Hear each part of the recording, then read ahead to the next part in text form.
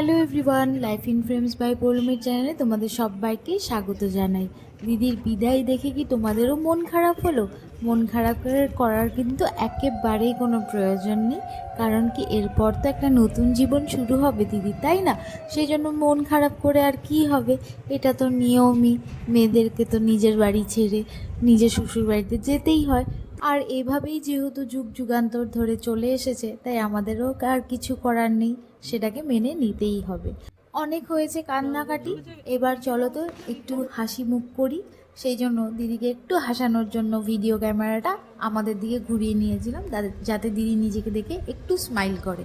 আর কিন্তু বেশি দেরি না করেই দুটো মন্দিরে ঢুকে মায়ের আশীর্বাদ নিয়ে সোজা চলে এলাম দিদির শ্বশুরবাড়িতে। আর জানো তো, দিদির শ্বশুরবাড়ির লোকজনেরা এতটাই ভালো যে আমরা যদি কেউ নাও আসতাম, তাও দিদির কোনো রকম কোনো অসুবিধে হওয়ার কিন্তু কোনোই সুযোগ ছিল না। তাও যেহেতু আমরা একই জায়গায় ছিলাম, সেই জন্য আমার মনে হলো যে না যাই, একটু সামলে দিয়ে চলে আসবো তারপর রাতেই। তবে আরেকটা কথা তোমাদের সাথে শেয়ার করি, আমার যখন বিয়ে হয়েছিল আমি কিন্তু আমার শ্বশুরবাড়িতে একাই গিয়েছিলাম। কারণ কি, আমার তো কোনো বোনই ছিল না না আমার সাথে যাওয়ার মতো। আর যারা ছিল তারাও কেউ যেতে পারেনি কিছু অসুবিধের জন্য। সেই জন্য আমি চাইনি দিদি এই মুহূর্তটা একা ফিল করুক, যেভাবে আমার লেগেছিল। আমার প্রথম প্রথম একটু একা ফিল হয়েছিল, যে মনে হয়েছিল যদি কেউ সাথে আসতো তাহলে খুব ভালো হতো। সেই জন্য আমার মনে হয়েছে যে না, আমি দিদিকে এটা ফিল করাতে দেব না, তাই আমি ওর সাথে এসেছি।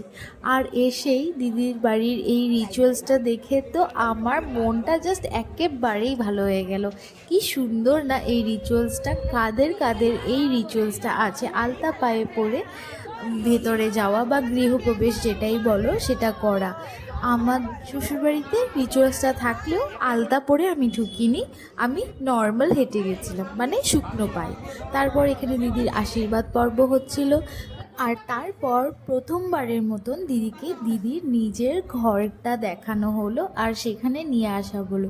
আর আমরা সবাই দেখতেই পারছি যে দিদি প্রথমবারের মতন শ্বশুরবাড়িতে এসে কি খুশিটাই না হয়েছে, তাই না বলো? তাহলে আমরা আর কেন দুঃখী থাকবো? আর তোমাদেরকেও একবার দিদির বেডরুমটা দেখিয়ে দিই। এই হচ্ছে দিদির বেডরুমটা। চলো তাহলে দিদি এবার রেস্ট করুক, আমরা যাই আমাদের হোটেলে। রাতে সবাই এসেছিল দিদির সাথে দেখা করতে, এই সুযোগটা নিয়ে আমিও বাড়ি ফিরে গেলাম। চলো দেখা হচ্ছে পরের কোনো ভিডিওতে। Till then, tata, by.